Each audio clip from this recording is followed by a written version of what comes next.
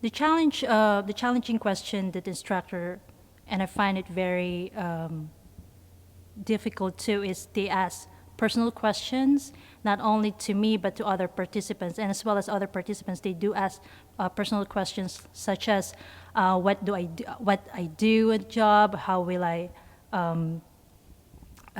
transfer what I learn in my job when I get back. So I'm not used to it. So that's for me. It's a very personal question. In 2006, I took an American test preparation class, and the instructor expected us to have the material when starting the class, and also something was very strange to me. The teaching was really a high-level overview, and the instructor was going skipping pages, and he expected us to stop him only when we had questions. I had my first American training when I started working for an American company in Kazakhstan. It was a training for the company staff on the project management. And I had two American colleagues in my group. I like discussions, but group activity was very challenging because my two American colleagues took this assignment very seriously, and they started arguing and discussing with each other and leaving out all of us, and we just exchanged glances. The first time I took a course in the United States was an orientation course. It was aimed at new employees to an organization. There was a vast range of experience and levels in the room, and it was a communications-based course. It was really interesting. There was a good delivery. However, one thing that really surprised me was the instructor was providing an example during the presentation and started to get really quite emotional about this particular example, and almost was on the verge of tears. Her hands were coming up around her face and she was becoming extremely animated. And whereas I think that was great because it was really engaging for the audience, I do think that personally it sort of detracted from the key message that was trying to be conveyed by the instructor, which was a shame. And looking around the room, I could also see that other people really appreciated that level of attachment, but some people didn't either. So I think that some of the message was lost.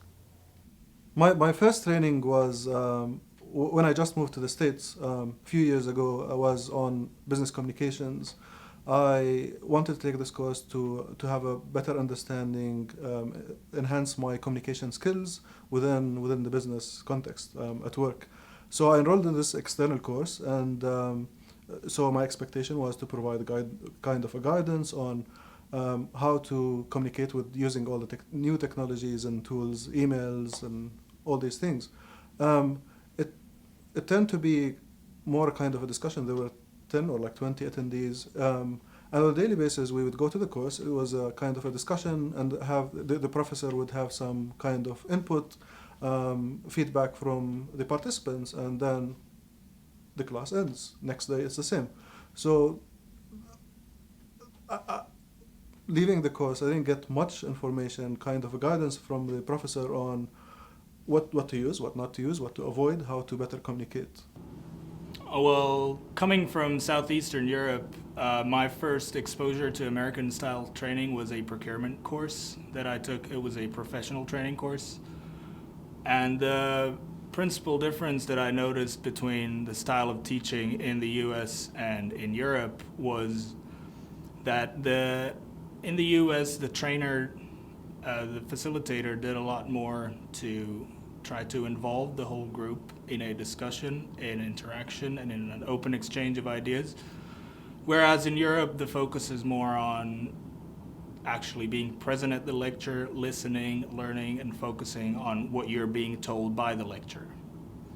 So I remember once a professor would use a phrase that to refer that there are different ways of resolving a problem, and he used the term or the phrase, there are different ways to skin a cat.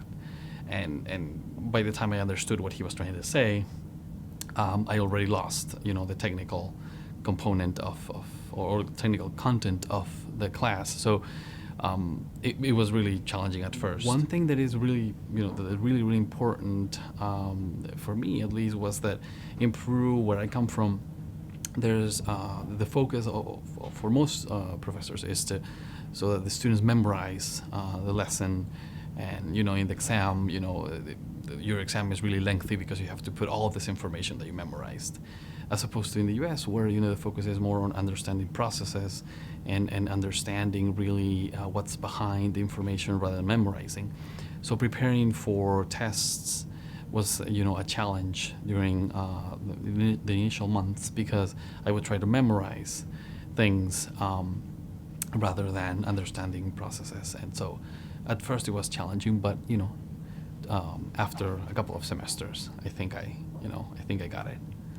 The first time I took an American course was when I first got into college, and I was required to take English as a second language classes. And probably the most challenging thing about it was the fact that I was still learning English and everything was done purely in English. That was a way of pushing me and helping me learn. But what I found really interesting about it was the fact that the environment was very encouraging. And I knew by working with my instructor that she really wanted me to succeed. And that, sort of looking in perspective at all of the classes I took here, all the trainings, courses, classes, all of the instructors are really helpful, and they really helping you to get through and are really working with you to succeed.